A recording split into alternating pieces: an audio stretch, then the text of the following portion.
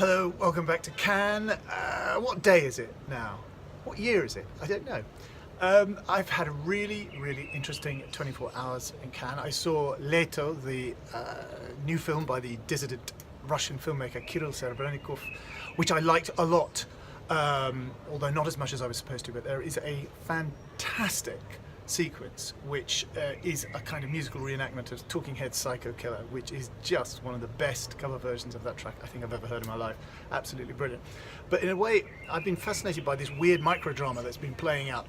The concept of, is it okay to reserve a seat for somebody in a screening? Now the answer is unofficially yes it is, but as the time goes by and the beginning of the screening approaches, the validity of reserving a seat when people are frantically looking for seats as the auditorium fills up, that validity becomes less and less and less.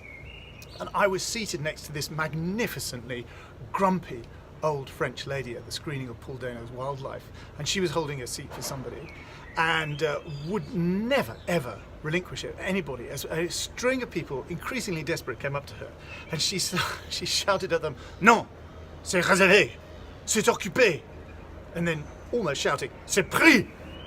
And then with 1 minute to go, some very grumpy and indignant young guy came up to her and said to her, Il y a quelqu'un dans cette place? Is there somebody there?"